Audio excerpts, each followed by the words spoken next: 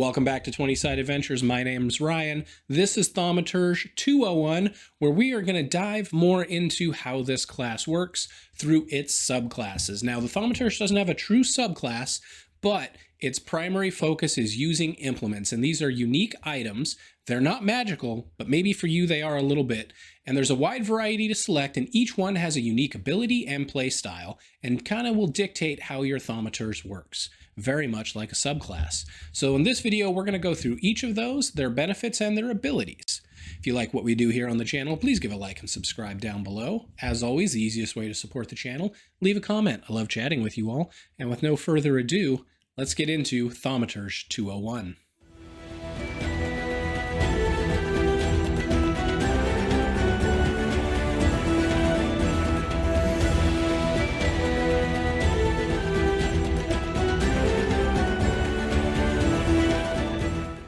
So Paizo's kind enough to alphabetize your potential implements as a Thaumaturge, so that's just the order we're going to go through them in. Again, these are similar to a subclass for the Thaumaturge, though not truly that. Each implement gives you specific powers, and you are able to accumulate a total of 3 throughout your adventuring as you level up, with whatever you dictate as your primary gaining the most power. The second one you get will get to the adept level, and then the third one will only be the base implement. So the amulet is if you want to be a support defender, and here's what I mean by this. The amulet gives you a reaction. Actually, first let's clarify what an amulet is, and this is going to be more for the fluff and the role-playing, but an amulet is some sort of magical diagram, religious symbol, or a preserved body part such as a rabbit's foot. It can really be any thing that you would wear and that you think of when you think of an amulet or a talisman. This reaction, Amulet's Abeyance, this is very similar to the Champion's reaction. It has to be used against someone you have the exploit vulnerability upon, so if you haven't used exploit vulnerability, you're not going to have access to this. And then it is triggered when someone that you've exploited the vulnerability damages an ally and they're within 15 feet of you. You get to apply a resistance of 2 plus your level to that target. And just like the Champion's resistance, this applies to each instance of damage, not the total damage. So if they do bludgeoning damage, fire damage, void damage, each one of those damage types is going to benefit from this resistance. At 7th level, if you open up your adept benefit for this particular implement, you are going to trigger an additional benefit where that ally can choose one of the triggering damage types to gain a resistance 5 against that damage until the start of your next turn. So if it's fire damage and you're fighting a bunch of fire elementals and you put this on them and they resist the physical damage and the fire, that character will now have an additional 5 fire resistance for the whole next round till you come up to your turn again. Now, because it's when your turn starts, depending on when you're using this reaction, you may not get as much mileage for that, but again, this is a great way to be that defensive support character, and this does increase from 5 to 10 at level 15. For Intensify Vulnerability, which all of your implements will eventually gain this, you gain a +2 status bonus to your AC and saves against the target of your exploit vulnerability. So you're getting a boost to your own armor class as well as saves, making you a pretty tanky individual up against the creatures that you're exploiting the vulnerability of. This could be a very useful secondary one for any build if you just need to be a little bit more defensive. And then if you take Amulet all the way to the top at Paragon, your Amulet provides a sanctuary even against a wide scale of attacks. When you use Amulet's Abeyance, you target yourself and all allies within 15 feet. So now everyone is getting that damage reduction, as well as everyone gets to choose a type of damage resistance.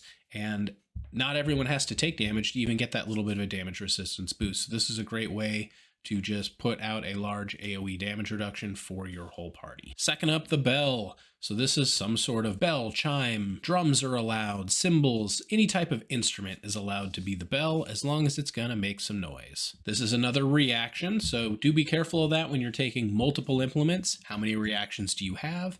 Can you effectively use both? Do you need to use something that's an offensive action and another one that's a reaction, so you just spread out your action economy? So keep that in mind as you choose your implements as a Thaumaturge. Again, target of your vulnerability. So if you have an exploited vulnerability, most of these reactions aren't going to work as you go through all of the implements, so do keep that in mind. The target has to be a triggering creature within 30 feet of you, and they are making an attack or casting a spell against your ally.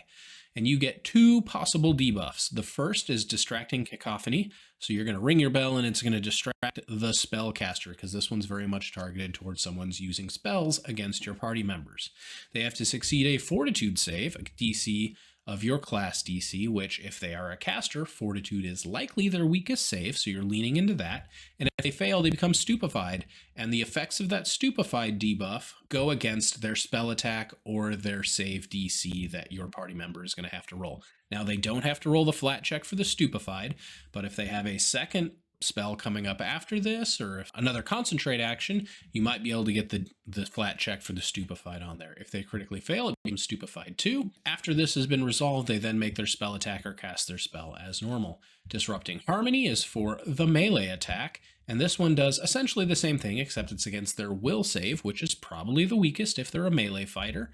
And this gives you even the choice of enfeebled or clumsy, so you need to decide, are they a dex-based attack or are they a strength-based attack? And how do you want to try to debuff them? At 7, that becomes a 3-round debuff instead of till your next turn. So now that Stupefy is really starting to do some work, as the bad guys are having to make flat checks to cast spells moving forward. The Intensify Vulnerability action at 9. When you successfully strike a target of your exploit vulnerability, your bell implement plays the haunting tone and the creature takes a -2 penalty on saves against your ring the bell for 1 round, or -3 on a critical hit. So if you strike a creature, they're going to become more susceptible to you ringing the bell the next time it happens, and you can use this when you are attacked as well. So this is if you wanted to be a little more frontline, debuffing, offensive Thaumaturge.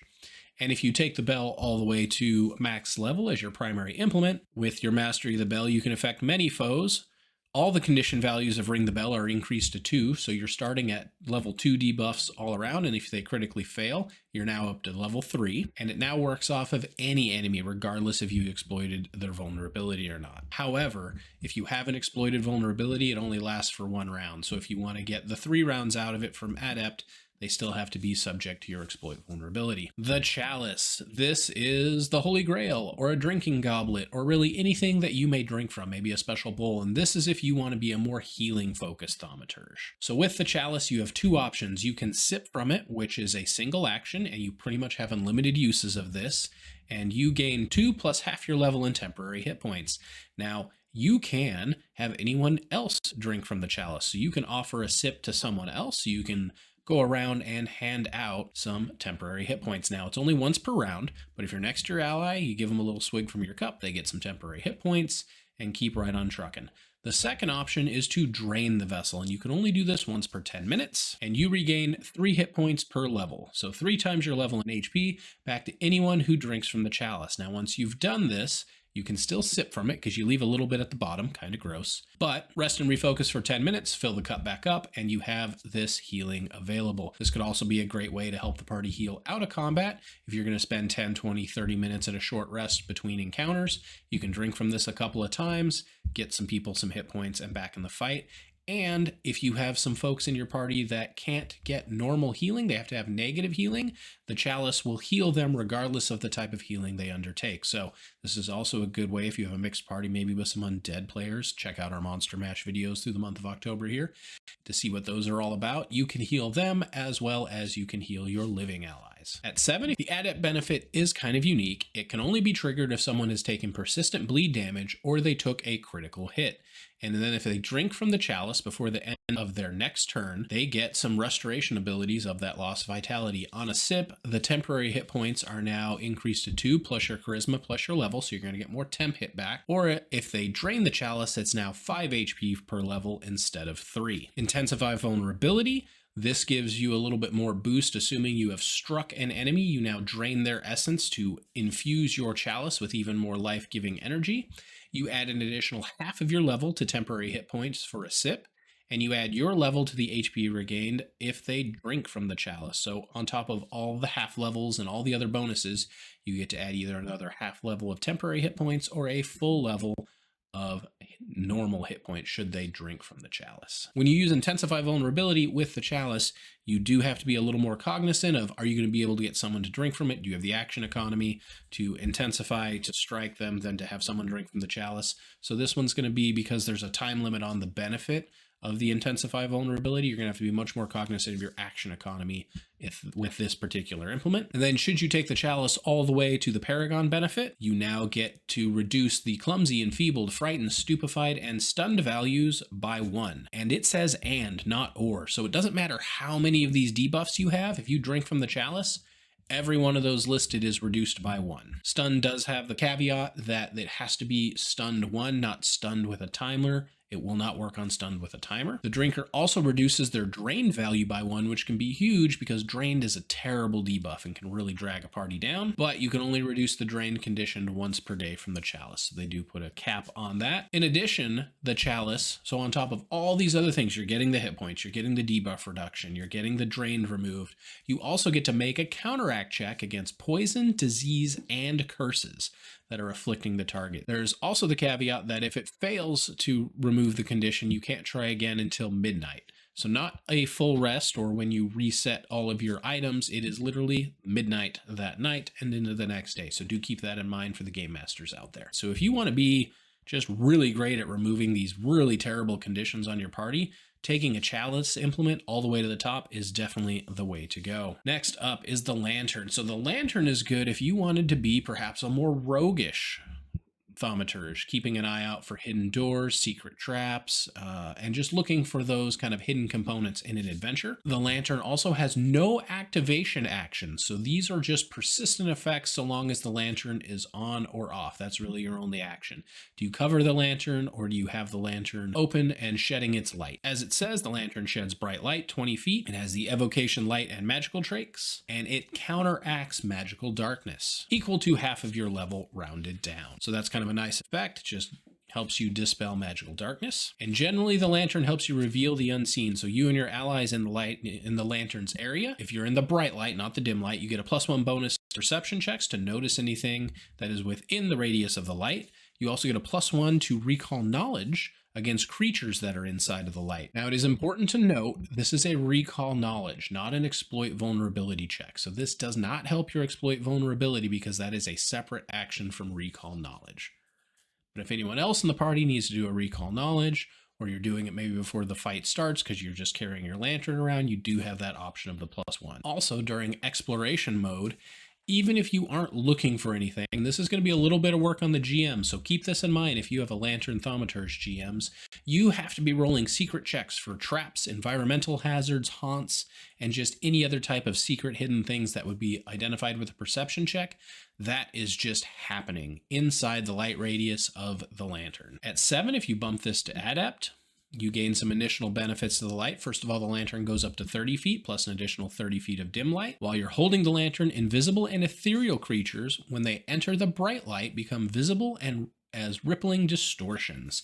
So they're concealed but no longer hidden. So this is pretty cool because invisible things just can't get close to you without being noticed anymore if you are a Lantern Thaumaturge. All right, Intensify Vulnerability at 9. This one's a little strange. It gives you a +2 instead of a +1 for the recall knowledge, as long as they're the subject of your exploit vulnerability.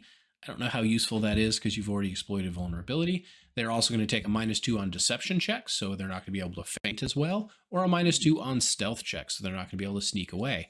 Also, speaking of sneaking away, so long as they're in the light, they can't become concealed, so they have to have cover to get the hidden or undetected trait. They can't be out in the open in any capacity and still concealed within your light's radius. If by some miracle you can exploit vulnerability in a non-combat situation, you will also reduce their deception for their ability to lie to you or simply sneak around your party. Should you take the Lantern to Paragon at 17, this is going to increase the radius to 40 bright, 40 dim. And while you're holding the Lantern, the GM rolls secret counteract checks against illusions and transmutations. So if like polymorphs or illusions just come into the radius of your Lantern, they can just poof, be done by the power of your Lantern. However, once it succeeds, you will have a choice if you want to leave it in effect or remove it.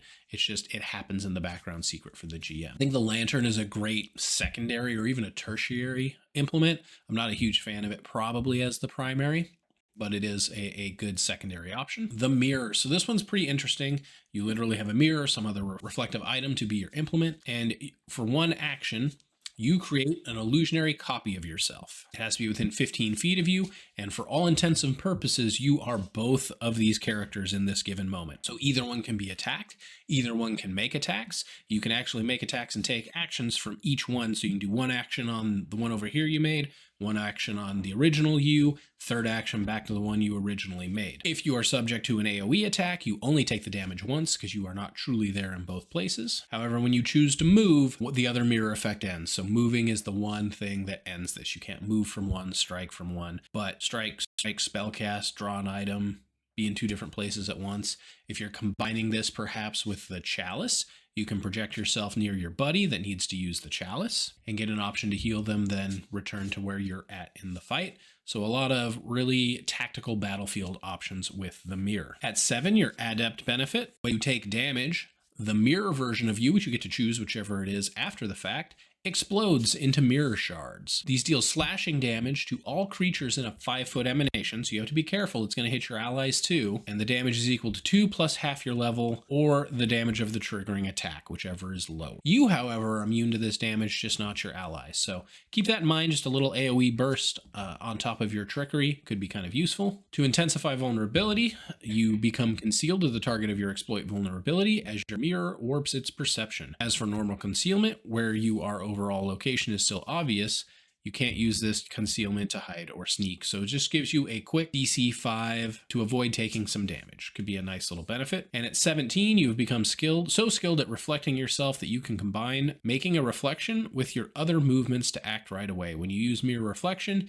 you can have one of yourselves immediately interact, seek, or strike. So this just means when you create your duplicate, you get an immediate seek, strike, or interact action to do something else. So it's a free action, essentially. Pretty handy. Regalia. Regalia implements represent rulership or leadership. So this could be a crown, a circlet, a signet ring, chain of office, anything that is a type of regalia that you might see in a medieval-ish realm or whatever fits the theme of your world. This is going to be if you want to be more of a social thaumaturge, doing some of those interactions with others. Out the gate, you're going to get a +1 deception, diplomacy, and intimidate check.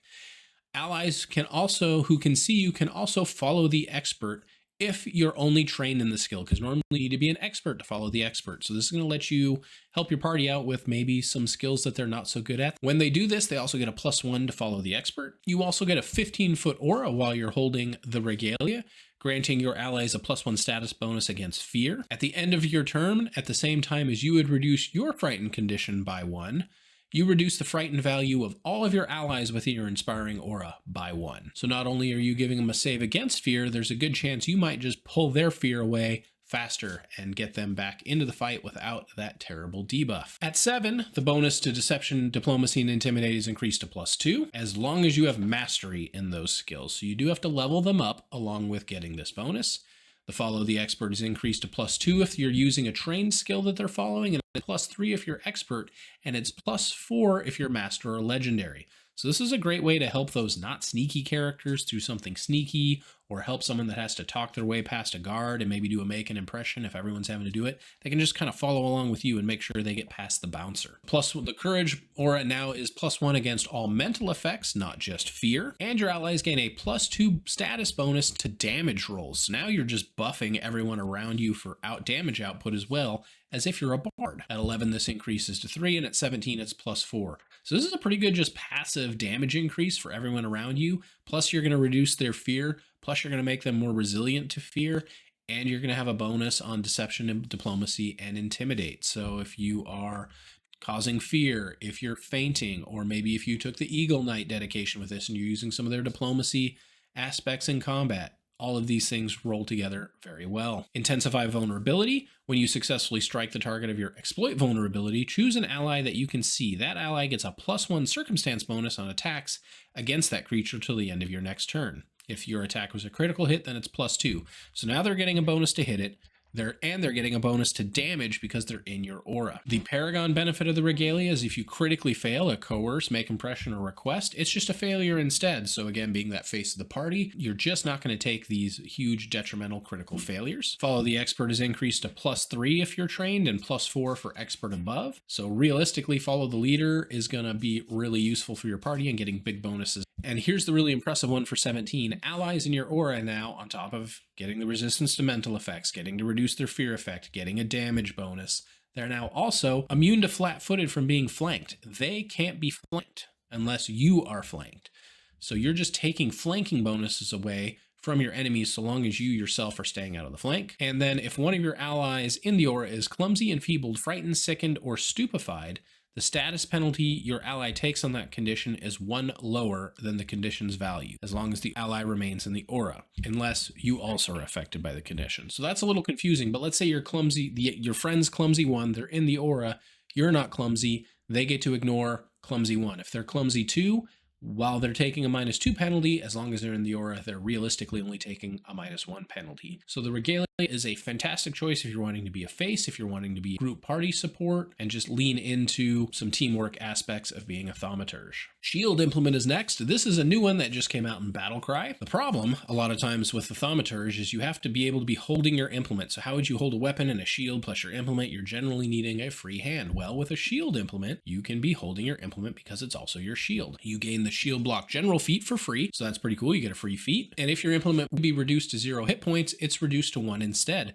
So now you have an indestructible shield. No matter how much punishment it takes, it will be broken and always have 1 hit point left. Its circumstance bonus to AC when you raise shield is reduced by 1. So if it's just a +1, then it can't be reduced below 0. But that means even with a pretty busted up shield, you're at least always going to get a +1 AC bonus for raising your shield. Now you can't use the shield block endlessly, however. So they did, close any loopholes with that. But you can still at least get a +1 for raising that busted broken shield. And you can always use your shield as your implement even if it is broken. And at 5th level, this is just a rider as you level up with this one, whenever you exploit vulnerability, you get a free shield raise with that action. 7 at Adept. When you have your shield raised, you gain a status bonus to your saves against spells and other magic effects equal to the circumstance bonus to the AC from your shield. So not only are you getting the +2 AC to your shield, you're getting +2 to fortitude, +2 to reflex, +2 to wisdom. That is pretty impressive. And once you're here, you can also use that shield block effect to block magic effects. Getting fireballed, shield block. Lightning bolt, shield block. Magic missile, shield block. Lots of options to be almost a better tankier blocker than even the Guardian. Intensify vulnerability at 9. When you use that action, when you succeed at a strike against the target of your exploit vulnerability, your shield regains a number of hit points equal to half your level. So your shield fixes itself as you're fighting your way through the combat. If your shield is already at full hit points, you instead increase the shield's hardness by your charisma modifier until the end of your next turn. So now it's going to absorb more damage than it normally would, and you're going to be high charisma because that's your key attribute. These effects, however, are not cumulative, so you can't just keep stacking hardness with 3 blows from your Thaumaturge, but pretty cool option to get a more effective shield and to heal your shield throughout the fight. Paragon benefit, if you take this all the way to 17, your shield bonus from raising your shield is applied to all of your allies within 15 feet, and you can shield block for yourself or any of those allies. So that means they're getting the +2 to AC, the +2 to reflex, the +2 to fortitude, the +2 to wisdom, and you can take the attack on your shield and block them when you're not even the one getting hit. That makes for a pretty stellar defensive Thaumaturge build to help your party out. Tome, we're getting towards the end as we're in the T's here. Moving on down, the Tome is, as it sounds, you carry a special magic book with you, and this is if you want to be a Thaumaturge that's leaning into recall knowledge. You want to be the smartiest smarty pants in the party. You get a +1 bonus to all skill checks to recall knowledge. So that will apply if you're getting to use your esoteric lore, though it's still not a recall knowledge when you're doing exploit vulnerability. So just remember that doesn't technically apply to exploit vulnerability, but it would apply for anything outside of combat that you're wanting to learn more about. Also, during your daily preparations, you gain 2 trained proficiencies in 2 skills of your choice. So you're just getting to know 2 more skills normal Thaumaturge would. This is a cool second implement to take just to give yourself more tools in the toolbox as a Thaumaturge. At 3rd level, you can be an expert in one of those skills and trained in another, so you're not just stuck at trained. And at 5th, both become expert, so it scales with you. these two skills, which you can change out daily depending on what the party might need at the time. Now, the caveat, since these are temporary, you cannot use them to qualify for skill feats or general feats that might need them. We haven't even gotten to Adept. That's just the base one scales with you, so it's a great just secondary implement to take. In addition to the initiative benefits, while you're holding the tome at the start of each round, you can just make a recall knowledge check for free against any creature you're observing, and you get a +1 status bonus on your next attack roll against that creature. So not only do you get the base recall knowledge and any of the benefits it might give you, you're getting a +1 bonus to attack it. This is where you start to be able to increase those expert proficiencies. Now one can be at master, and at level 9 you get both at mastery. Intensify vulnerability. This one is pretty neat. You roll a d20 and you just get to use that dice roll on an attack of your choice before the end of your next turn. So your second attack, your third attack, a reaction if you happen to get one to deal damage. Let's say you do this, it's a fortune effect. Oh, I got a 20. You know what? I'm pretty confident I'm going to hit with my primary attack, so I'm going to roll it as normal. Boom, I got like a 14, it hits. Now I'm going to take my -5 attack. No, I'm not going to roll it. I'll just use this 20 I banked from my Intensify vulnerability. Now it does say you do it instead of rolling, so it's not roll 2 and take the better. You just have to be deciding when not to roll and when to take the die from this. Paragon, should you take the tome all the way to 17, you can always roll a skill check for initiative against creatures or haunts using esoteric lore. So this just means esoteric lore becomes your initiative bonus, which can be used for all of them, and it should be your best skill, being charisma based and auto scaling up with you, and you're just always getting your best initiative possible. On top of that, you're also getting a +3 circumstance bonus to that initiative roll. So this is making sure you're going to be top of the order for that combat round. The bonus for the increased knowledge for holding the tome moves to +2, and that bonus to attack rolls now applies to all of your attack rolls, not just the first. And the 2 free skill proficiencies are now legendary. The wand. This is if you want to be a casting thaumaturge, even though you don't know any magic. You essentially get a wand, and when you choose your wand, you get one of 3 types of damage: cold, electricity, or fire. It is a 2-action essentially cast because it has the concentrate, manipulate traits, and it is magical. So you get to just fling indiscreet magic across the battlefield in the type of damage you have previously chosen. It does 1d4 plus your charisma modifier and is against a reflex save. At 3rd level and every 2 after that, it scales up, so very much cantrip-like in damage. And while this doesn't sound like a great deal of damage, there is some benefits that continue to scale as you use this. One example is if you want to get a little bit more oomph out of it, you can instead do d6s, which is a little bit more on par with most spell casting. However, your wand is going to be out of commission for 1d4 rounds, very similar to a breath weapon. You're going to have to be mixing melee with this because if you critically hit with a strike, your wand immediately recharges. You're going to want to be kind of in the mix, but also being able to cast, because you can just recharge that wand and get to fling those big d6s across the battlefield and then stay up front in the melee. Adept benefit at 7th, so you gain some versatility and additional benefits when you fire your wand. The range of your fling magic is increased to 120 feet, so now you've got a pretty decent range. You get a second damage type from the list, and whenever you fling magic, you can select between either of the 2 damage types you have chosen, so you're not just locked into fire. You can now have fire and cold, or fire and electricity, or cold and electricity. And there's now an additional effect when they take the damage. If you choose cold, they gain a -10-foot speed penalty for 1 round. If you take electricity, they become flat-footed until the end of your next turn. So talk about ranged, reaching out, and debuffing an enemy. And fire, they take persistent fire damage, 1d10 persistent fire damage. And if you take it to Paragon, this persistent damage will increase as well. Intensify vulnerability when you fling magic at a target of your exploit vulnerability. And that's another thing I guess to notice on this. With this implement, and might be worth noting, and I maybe should have mentioned it earlier, because you're doing a specific type of damage, personal antithesis might be of more benefit to you to make sure they are weak to the fire, cold, or electricity damage.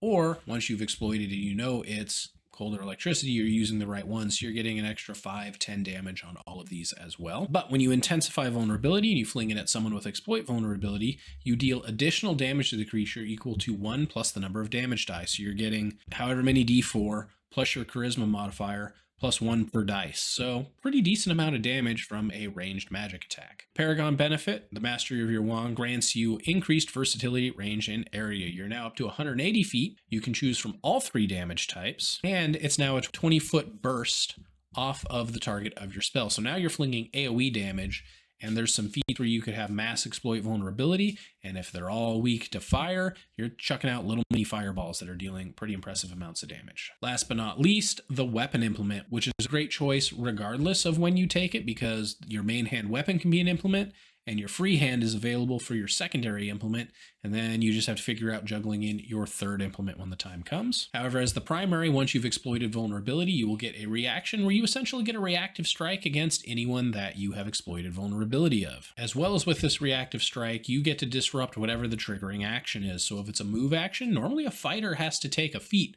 to shut down someone from moving. You just get to do that for free. If it's a spell and you get a critical hit, you'll interrupt that. Pretty good benefit there. You also get critical specialization in that weapon, which is the only way to have critical specialization as a Thaumaturge. So weapon implement, if not your primary, is a good secondary implement to take. Adept benefit at 7 is kind of interesting. When you miss a strike, not critically miss, but just miss a strike on your reactive strike, you get to deal 1 point of damage. Plus, since they're weak to your exploit vulnerability, you probably deal the extra weakness damage. So at least 5, maybe a little bit more if you have personal antithesis up. Just a good way, even on a failed reaction, you're still getting a little bit of damage dealt. Intensify vulnerability, you get a +2 status bonus on attack rolls against targets of your exploit vulnerability, so you just make it a little bit easier to hit them. And should you take the weapon all the way to 17, your weapon becomes incredibly disruptive. So as long as you hit them, you disrupt whatever they're doing. So if they moved, they don't get to move on a basic hit. On a spell cast, they lose the spell on a normal hit. So this is a great way to be a disruptive and reactionary melee class for your Thaumaturge. All right, guys, that is all of the implements. Some just quick takeaways. I feel the weapon or the shield are real easy takes at all times because it is a regular thing you're going to use. You're always going to have it in your hand, and it's real easy to benefit from it. Regalia is pretty nice because you just wear it and you're putting a buff out to your party members.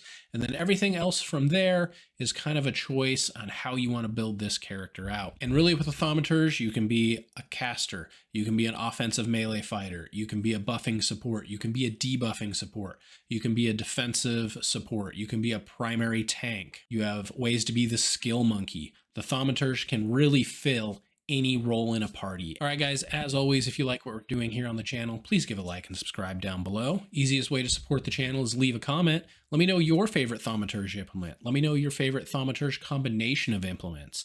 What levels do you take them at? What do you think makes a great combination for the 3 you take, and in what order as a Thaume? Let me know down in the comments below. I'm going to wish you a fantastic time in your 20-sided adventures. We'll catch you next time.